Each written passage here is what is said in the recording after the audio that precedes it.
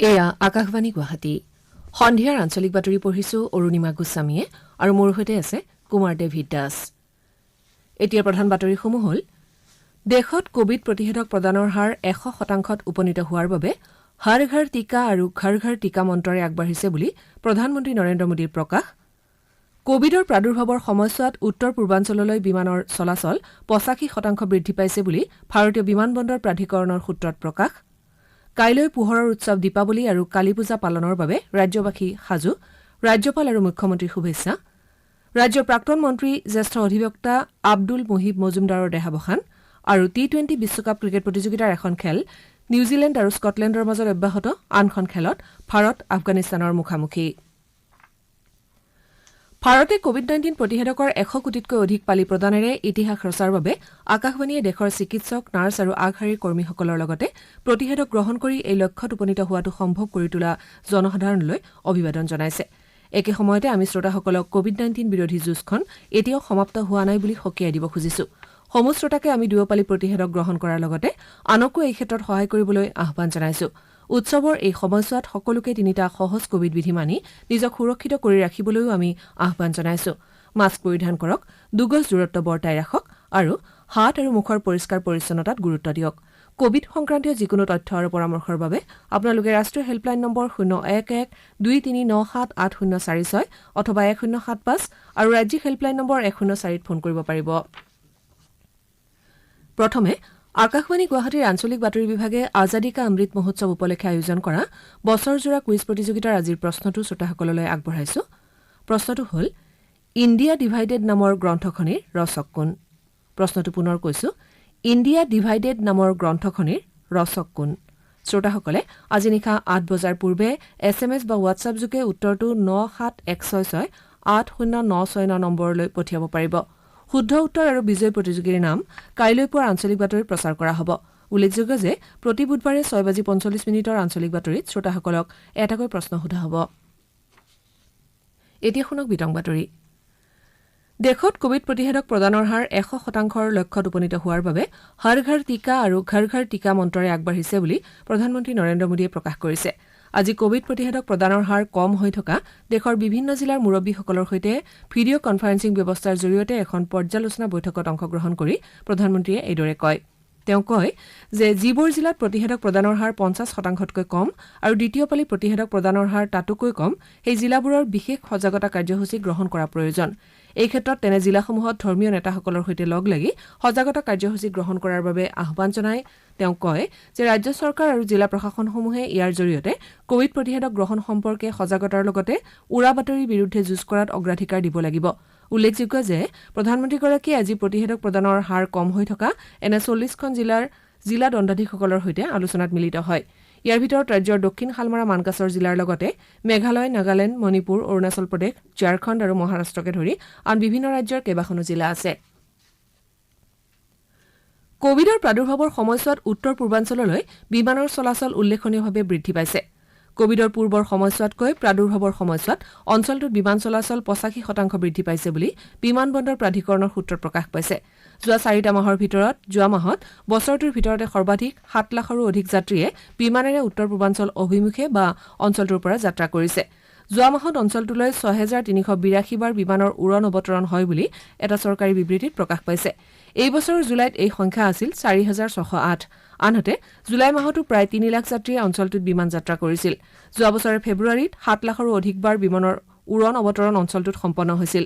এই মাহটোত 8 লাখৰো অধিক যাত্ৰীয়ে যাত্ৰা কৰিছিল। কোভিড-19 মহামাৰীৰ পৰিপ্ৰেক্ষিতত ক্ষতিগ্ৰস্ত হোৱা বিমান পৰিবহণ উদ্যোগটো পুনৰ উজ্জীৱিত কৰাৰ বাবে অসামৰিক বিমান পৰিবহণ মন্ত্ৰালয়ে বিশেষ ব্যৱস্থা লৈছে। উত্তৰ পূৰ্বাঞ্চলৰ অৰুণাচল প্ৰদেশৰ হলঙি বিমান বন্দৰৰ ৰানৱে আৰু অন্তৰ্বৰ্তী টাৰ্মিনেল ভৱনৰ নিৰ্মাণৰ কাম দ্ৰুতগতিত চলি আছে বুলি সূত্ৰটোত প্ৰকাশ পাইছে। অহা বছৰৰ নৱেম্বৰত এই কাম সম্পূৰ্ণ হ'ব বুলি আশা কৰা হৈছে। অহা বছৰৰ 15 আগষ্টৰ পৰা বিমান বন্দৰটো প্ৰায় কাৰ্যক্ষম হৈ উঠিব।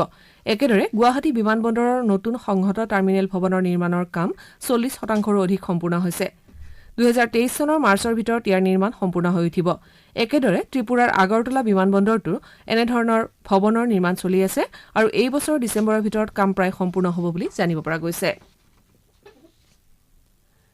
ৰাজ্যখনত শক্তিশালী ৰাজহ ব্যৱস্থা গঢ়ি তোলাৰ লগতে ভূমি সম্পৰ্কীয় সমস্যা সমাধানৰ বাবে ৰাজহ বিভাগৰ সজাগতামূলক ভূ প্ৰজ্ঞা শীৰ্ষক অনুষ্ঠানটিত অংশ ল'বলৈ ৰাইজৰ প্ৰতি মুখ্যমন্ত্ৰী ডঃ হিমন্ত বিশ্ব শৰ্মাই আহ্বান জনাইছে।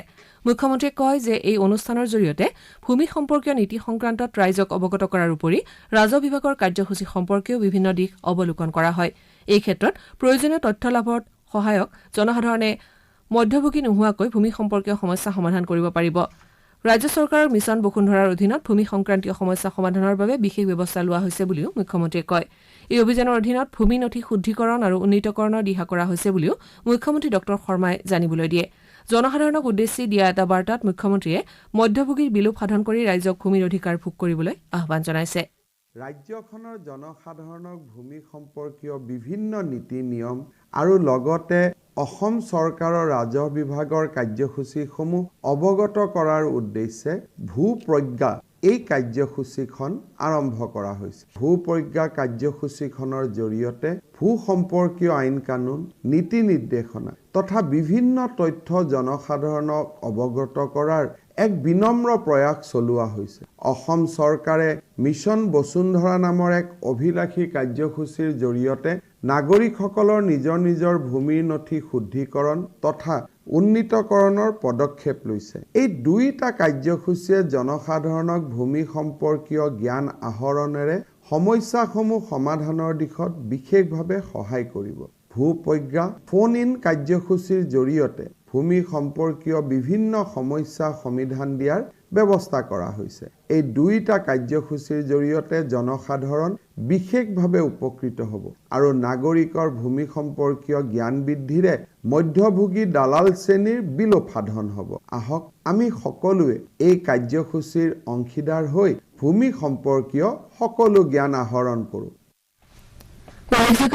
আকাশবাণী গুৱাহাটীৰ আঞ্চলিক বাতৰি বিভাগে প্ৰতি সোমবাৰে নিশা ৮ বজাত ৰাজহ বিভাগৰ সজাগতা সন্দৰ্ভত ভূ প্ৰজ্ঞা শীৰ্ষক অনুষ্ঠানটি প্ৰচাৰ কৰিছে। অহা ৮ নৱেম্বৰত প্ৰচাৰ কৰিবলগীয়া ভূমি ৰাজহ প্ৰশাসন আৰু জনসাধাৰণৰ অংশগ্ৰহণ শীৰ্ষক অনুষ্ঠানত ভাৰতীয় প্ৰশাসনিক সেৱাৰ অৱসৰপ্ৰাপ্ত বিষয়া নজৰুল ইছলাম সমল ব্যক্তি হিচাপে উপস্থিত থাকিব। একেদৰে ১৫ নৱেম্বৰত প্ৰচাৰ হ'বলগীয়া অসমৰ ভূমি নীতি শীৰ্ষক অনুষ্ঠানত ৰাজ্যৰ ৰাজহ আৰু দুৰ্যোগ ব্যৱস্থাপনা বিভাগৰ বিশেষ দায়িত্ববাহী বিষয়া দিলীপ দাস উপস্থিত থাকিব। ভাৰতত প্ৰস্তুত কৰা কোভিড প্ৰতিষেধক কোভেক্সিনলৈ বিশ্ব স্বাস্থ্য সংস্থাই স্বীকৃতি প্ৰদান কৰিছে। সংস্থাটোৱে আপতকালীন ব্যৱহাৰৰ বাবে এই প্ৰতিষেধকত অনুমোদন জনাইছে। কাইলৈ পোহৰৰ উৎসৱ দীপাৱলী আৰু কালী পূজা।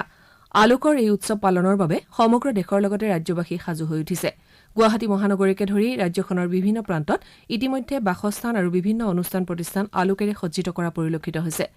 দীপাৱলী আৰু কালী পূজাৰ প্ৰাক মুহূৰ্তত ৰাজ্যপাল প্ৰফেচৰ জগদীশ মুখীয়ে ৰাজ্যবাসীলৈ আন্তৰিক শুভেচ্ছা জ্ঞাপন কৰিছে। এটা শুভেচ্ছা বাৰ্তাত ৰাজ্যপালগৰাকীয়ে কয় যে আন্ধাৰ নাশ কৰাৰ বাবে পোহৰৰ উৎসৱ দীপাৱলী উদযাপন কৰা হয় আৰু ই সকলোৰে জীৱন আলোকিত কৰি তোলে।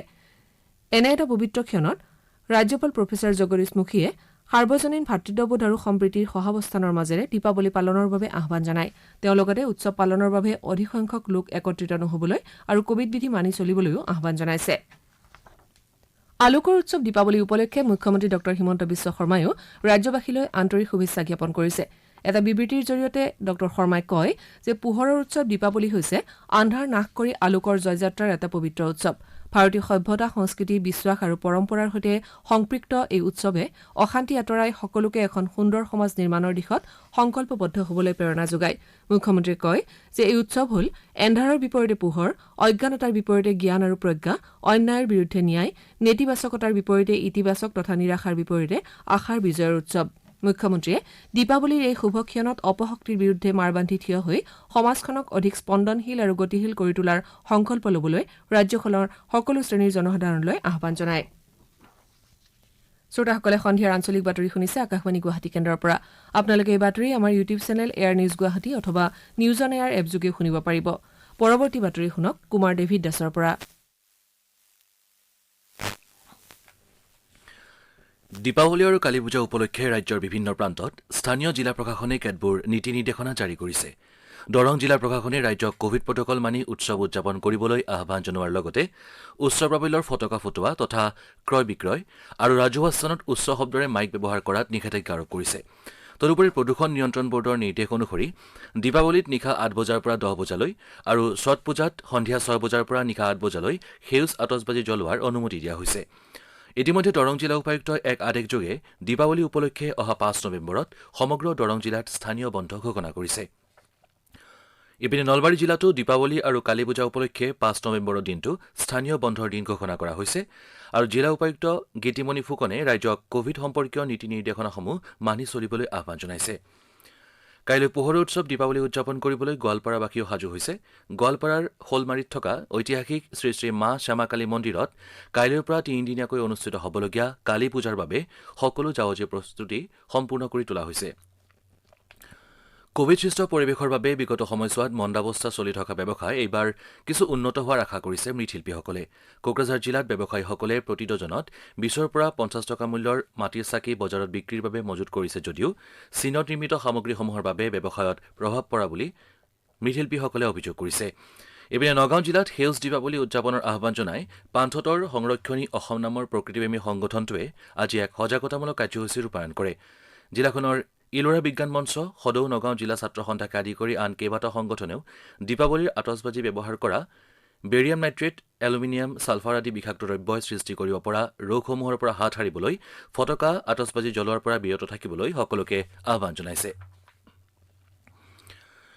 ৰাজ্যৰ প্ৰাক্তন মন্ত্ৰী জ্যেষ্ঠ অধিবক্তা আব্দুল মুহিব মজুমদাৰৰ আজি পুৱা গুৱাহাটীত মৃত্যু হয়। বিগত প্ৰায় এমাহ ধৰি তেওঁ বিভিন্ন ৰোগৰ চিকিৎসাৰ বাবে গুৱাহাটী চিকিৎসা মহাবিদ্যালয় হাস্পতালত চিকিৎসাধীন হৈ আছিল আৰু তাতেই তেওঁ শেষ নিশ্বাস ত্যাগ কৰে। মৃত্যুৰ সময়ত তেওঁৰ বয়স আছিল 89 বছৰ। 1970 চনত ৰাজনীতিত যোগদান কৰা মজুমদাৰ 1983 চনৰ পৰা 2016 চনলৈ 4বাৰৰ বাবে হাইলাকান্দি বিধানসভা সমষ্টিৰ পৰা নিৰ্বাচিত হৈছিল। সেই সময়ছোৱাত তেওঁ মন্ত্ৰী, বিৰোধী দলৰ উপদলপতি, ৰাজ্যিক পৰিকল্পনা বৰ্ডৰ উপাধ্যক্ষ আদি বিভিন্ন পদত কাৰ্যনিৰ্বাহ কৰিছিল। মজুমদাৰৰ মৃত্যুত ৰাজ্যপাল প্ৰফেচাৰ জগদীশ মুখীয়ে গভীৰ শোক প্ৰকাশ কৰে। এক শোকবাৰ্তাত প্ৰফেচাৰ মুখীয়ে মজুমদাৰ এগৰাকী কঠোৰ পৰিশ্ৰমী আৰু উৎসৰ্গীকৃত ব্যক্তি বুলি অভিহিত কৰি তেওঁৰ মৃত্যুত সমাজৰ ক্ষতি হোৱা বুলি প্ৰকাশ কৰে। মুখ্যমন্ত্ৰী ডঃ হিমন্ত বিশ্ব শৰ্মায়ো প্ৰাক্তন মন্ত্ৰী, জ্যেষ্ঠ অধিবক্তা তথা আইনজ্ঞ মজুমদাৰৰ মৃত্যুত গভীৰ শোক প্ৰকাশ কৰিছে। এক শোকবাৰ্তাযোগে মুখ্যমন্ত্ৰীয়ে কয় যে মজুমদাৰে সুদীৰ্ঘ কাল ধৰি ৰাজ্যখনৰ সমাজ আৰু ৰাজনৈতিক ক্ষেত্ৰৰ সৈতে জড়িত হৈ থাকি যি অৱদান আগবঢ়াই থৈ গ'ল সেয়া স্মৰণীয় হৈ থাকিব। মুখ্যমন্ত্ৰীগৰাকীয়ে প্ৰাক্তন মন্ত্ৰীগৰাকীৰ বিদেহ আত্মাৰ সদগতি কামনা কৰাৰ লগতে শোকসন্তপ্ত পৰিয়ালবৰ্গলৈ সমবেদনা জ্ঞাপন কৰে। কেন্দ্ৰীয় চৰকাৰে ৰাজ্য আৰু কেন্দ্ৰীয় শাসিত অঞ্চলসমূহলৈ সামগ্ৰী আৰু সেৱা কৰ অৰ্থাৎ GSTৰ ক্ষতিপূৰণ হিচাপে 17,000 কোটি টকা মোকলাই দিছে। ইয়াৰ ভিতৰত অসমৰ বাবে 159 কোটিৰো অধিক টকা মোকলাই দিয়া হৈছে। ইয়াকে লৈ 2021-22 বৰ্ষৰ বাবে কেন্দ্ৰীয় চৰকাৰে ৰাজ্য আৰু কেন্দ্ৰীয় শাসিত অঞ্চললৈ মোকলাই দিয়া মুঠ GST ক্ষতিপূৰণৰ পৰিমাণ 60,000 কোটিলৈ বৃদ্ধি পালে।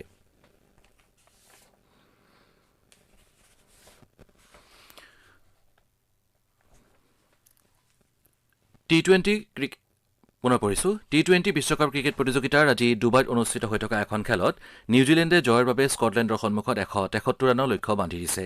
খেলৰ আৰম্ভণিৰ 20 অভাৰত নিউজিলেণ্ডে 5 উইকেটৰ বিনিময়ত 172 ৰান কৰে। শেহতীয়া বাতৰি যুগুতোৱালৈকে স্কটলেণ্ডে 19 অভাৰ 5টা বলত 5 উইকেট হেৰুৱাই 155 ৰান সংগ্ৰহ কৰিছে। ইপিনে আজি কিছু সময়ৰ পাছতেই সন্ধিয়া 7:30 বজাত ডুবাইত হ'বলগীয়া আন এখন খেলত ভাৰত আফগানিস্তানৰ মুখামুখি হ'ব। অসমৰ এজন উদীয়মান খেলুৱৈ আমিনুল ইছলাম নিগ্ৰোৱে ৰাষ্ট্ৰীয় পৰ্যায়ত স্বৰ্ণ পদক অৰ্জন কৰিছে। উত্তৰ প্ৰদেশৰ মথুৰা বৃন্দাবনত অনুষ্ঠিত হোৱা ভাৰতীয় খেল আৰু শিক্ষা পৰিষদত অংশগ্ৰহণ কৰি 200 মিটাৰ দৌৰ প্ৰতিযোগিতাত খেলুৱৈগৰাকীয়ে এই সফলতা অৰ্জন কৰিছে। বঙাইগাঁও জিলাৰ একাদশ ষ্টাৰ ফুটবল দলৰ এগৰাকী নিয়মীয়া খেলুৱৈ ধুবুৰী জিলাৰ ফকীৰগঞ্জ থানা এলেকাৰ কোচবাৰী গাঁৱৰ আমিনুলে দৌৰ, ক্ৰিকেট, ভলীবল আদি প্ৰতিযোগিতাতো উন্নত প্ৰদৰ্শনেৰে দীৰ্ঘদিন ধৰি দৃষ্টি আকৰ্ষণ কৰি আহিছে যদিও ফুটবল খেলৰ বাবে আমিনুল দক্ষিণ চানমাৰাত অধিক জনপ্ৰিয়। বাতৰি শেষ কৰাৰ পূৰ্বে প্ৰধান বাতৰিকেইটা পুনৰ এবাৰ পঢ়ি দিছো। দেশত কোভিড প্ৰতিষেধক প্ৰদানৰ হাৰ 100% উপনীত হোৱাৰ বাবে হৰ ঘৰ টিকা আৰু ঘৰ ঘৰ টিকা মন্ত্ৰে আগবাঢ়িছে বুলি প্ৰধানমন্ত্ৰী নৰেন্দ্ৰ মোদীৰ প্ৰকাশ। কোভিডৰ প্ৰাদুৰ্ভাৱৰ সময়ছোৱাত উত্তৰ পূৰ্বাঞ্চললৈ বিমানৰ চলাচল 85% বৃদ্ধি পাইছে বুলি ভাৰতীয় বিমান বন্দৰ প্ৰাধিকৰণৰ সূত্ৰত প্ৰকাশ। ৰাজ্যৰ প্ৰাক্তন মন্ত্ৰী জ্যেষ্ঠ অধিবক্তা আব্দুল মুহিব মজুমদাৰৰ দেহাৱসান। আৰু T20 বিশ্বকাপ ক্ৰিকেট প্ৰতিযোগিতাৰ এখন খেলত স্কটলেণ্ডৰ বিৰুদ্ধে নিউজিলেণ্ডৰ 16 ৰানত জয় আৰু কিছু সময়ৰ পাছতে আন এখন খেলত ভাৰত আফগানিস্তানৰ মুখামুখি সন্ধিয়াৰ আঞ্চলিক বাতৰিত ইমানেই।